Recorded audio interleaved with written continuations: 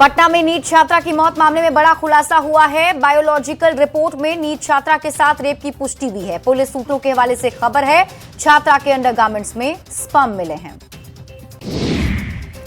बांका के बाराहाट में पुलिस ने ट्रक से 1154 कार्टन शराब जब्त किया है।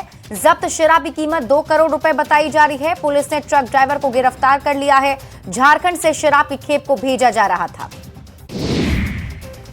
मधेपुरा के मुरलीगंज में लूट की कोशिश का पुलिस ने किया खुलासा। सीसीटीवी फुटेज के आधार पर 2 अपराधियों को पुलिस ने गिरफ्तार किया। दोनों अपराधी के पास से अवैध पिस्टल और कारतूस बरामद किया गया। फिलहाल पुलिस मामले की जांच में जुटी हुई है। दरभंगा के भजौड़ा गांव में महिला की संदिग्ध हालत में मौत हो गई। मायके वालों ने सास और ननद पर गला दबाकर हत्या का आरोप लगाया है। परिजनों के मुताबिक मृतक पूनम देवी रील बनाती रहती थी। पति दिल्ली में काम करता था। फिलहाल पुलिस मामले की छानबीन में जुटी है। बाढ़ के सकसोहरा थाना क्षेत्र से पुलिस ने हत्या के 4 आरोपियों को हथियार के साथ गिरफ्तार किया। ग्रामीण एसपी ने बताया कि लच्छू चक स्थित ऑटो स्टैंड पर वर्चस्व जमाने को लेकर हत्या हुई थी। बता दें 30 दिसंबर को गोरेलाल यादव को गिरफ्तार आरोपियों ने गोली मार दी थी। इलाज के दौरान मौत हो गई थी। सासाराम के पटबलिया में बाइक सवार अपराधियों ने सीएसपी संचालक राकेश कुमार को गोली मारकर 1.5 लाख रुपए लूट लिए। घायल सीएसपी संचालक को सदर अस्पताल में भर्ती कराया गया है। घटना के बाद से पुलिस मामले की जांच में जुटी हुई है। गया जी के बहेरा थाना क्षेत्र में डाक पार्सल वैन से 234 किलो गांजा बरामद किया गया। गांजा के साथ तस्कर को गिरफ्तार किया गया। वैन के अंदर तहखाना बनाया गया था। फिलहाल पुलिस गिरोह के बारे में पूछताछ कर रही है। बेगूसराय के सोहिलवाड़ा गांव में फंदे से लटका राजमिस्त्री का शव मिला। मृतक संजीत कुमार दास समस्तीपुर जिले के गंगौली गांव का रहने वाला था। परिजनों ने हत्या करने का आरोप लगाया। फिलहाल पुलिस मामले की जांच में जुटी हुई है। रांची के डोरंडा थाना क्षेत्र में महिला की गोली मारकर हत्या कर दी गई। हत्या का आरोप महिला के पति पर ही लगाया गया है। घटना के बाद से आरोपी फरार हो गया। आरोप लग रहा है कि आरोपी तौकीर उर्फ साहिब का अवैध संबंध था। उसकी आपराधिक छवि भी रही है। साइबर पुलिस ने मोतिहारी के हरसिद्धि में साइबर ठगी को लेकर कार्रवाई की। साइबर शातिर इंसाफर अली और मीर आलम को गिरफ्तार किया। शातिरों के पास से 6 फर्जी पासपोर्ट बरामद किए गए। भारी मात्रा में कई जाली सामान बरामद हुआ। अररिया के नवटोली गांव में एक विवाहिता ने फंदे से लटककर आत्महत्या कर ली। मृतका के परिजनों ने ससुराल वालों पर हत्या का आरोप लगाया है। पुलिस मामले की जांच में जुटी हुई है। चतरा के लापता मुन्नी का शव बरामद हो गया है। मुन्नी 28 दिसंबर से गांगपुर से लापता थी। पुलिस ने परिजनों को शव मिलने की जानकारी दी। पुलिस ने मुन्नी के बारे में जानकारी देने वाले को 50,000 रुपए का इनाम रखा था। सीतामढ़ी में इंजीनियरिंग कॉलेज की छात्रा की तबियत बिगड़ने से मौत हो गई, जिसके बाद कॉलेज परिसर में जमकर हंगामा किया गया। छात्र छात्राओं ने इलाज में लापरवाही का आरोप लगाते हुए धरना भी दिया।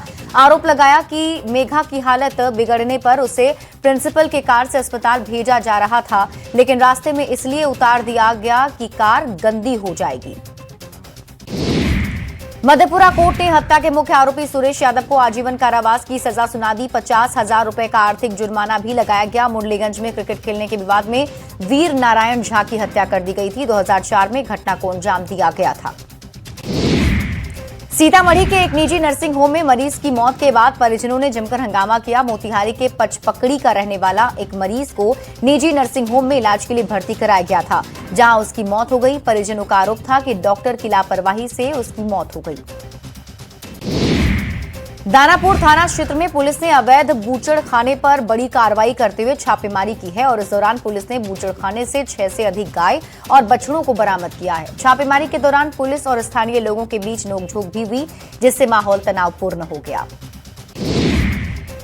कटिहार के न्यू मार्केट में ज्वेलरी शॉप में हुए चोरी मामले का पुलिस ने खुलासा कर दिया है। पुलिस ने 5 आरोपी को गिरफ्तार कर लिया। आरोपियों के पास से बताया जाता है 1.3 किलो चांदी, लगभग 12 ग्राम सोना, 72,000 कैश बरामद हुआ है। फिलहाल पुलिस गिरोह के बारे में पूछताछ कर रही है।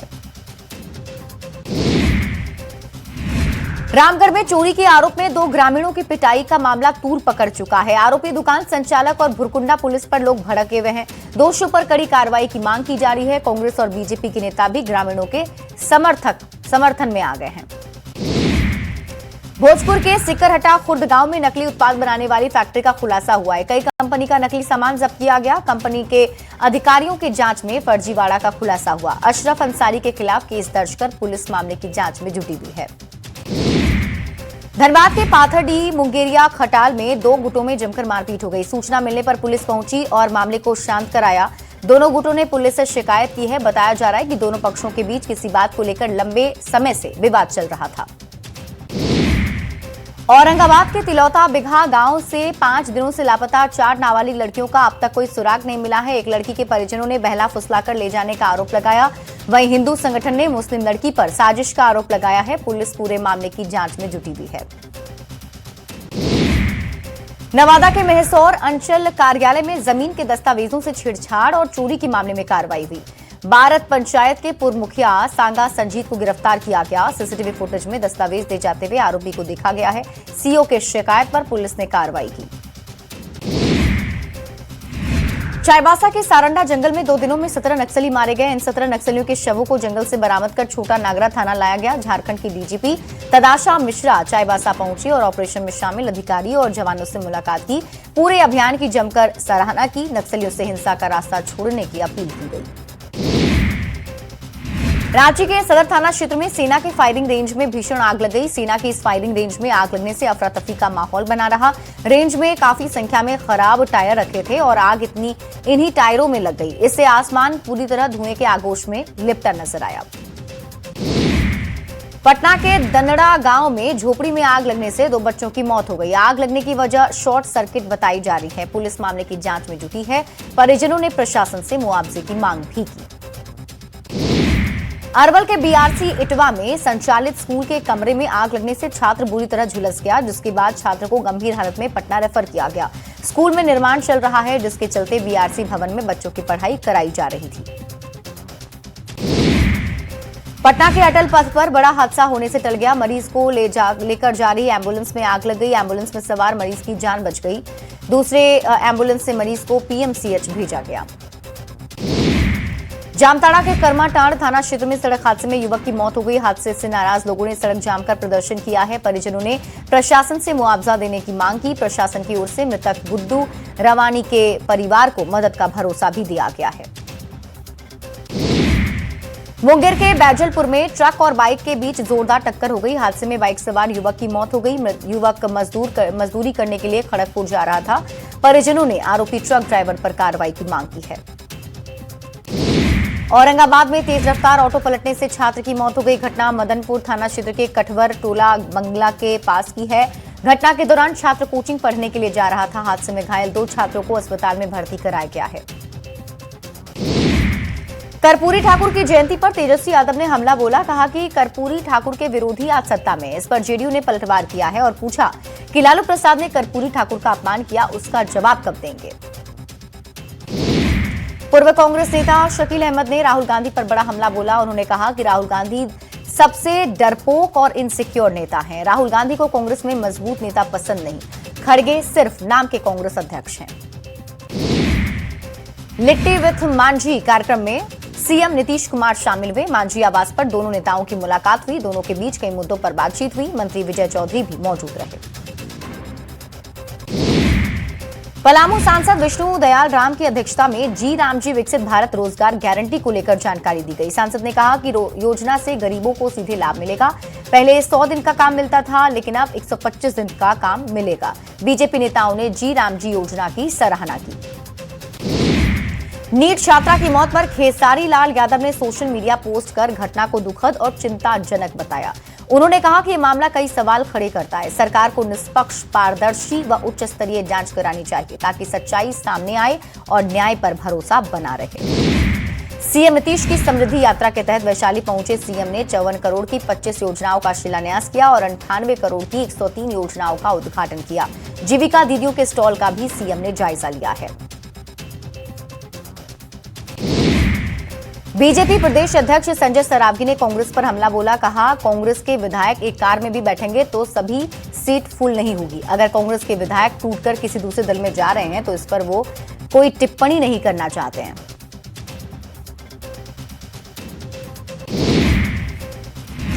यूजीसी के नए नियम को लेकर कई सामाजिक संगठन ने विरोध जताना शुरू कर दिया है। इसको लेकर शिक्षा मंत्री सुनील कुमार का बड़ा बयान आया। उन्होंने कहा, यूजीसी को लेकर बिहार में कोई विवाद नहीं है, हमारी सरकार का बजट शिक्षा पर अधिक है। साथ ही उच्च शिक्षा को लेकर सरकार लगातार कार्य भी कर रही है।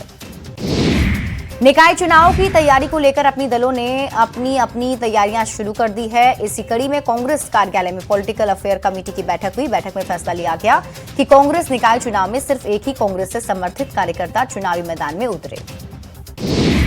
राहुल गांधी से मुलाकात कर स्वास्थ्य मंत्री इरफान अंसारी रांची लौटे और इस दौरान मंत्री ने कहा, राहुल गांधी को झारखंड आने का निमंत्रण दिया है। बजट सत्र के बाद राहुल गांधी जामताड़ा आएंगे।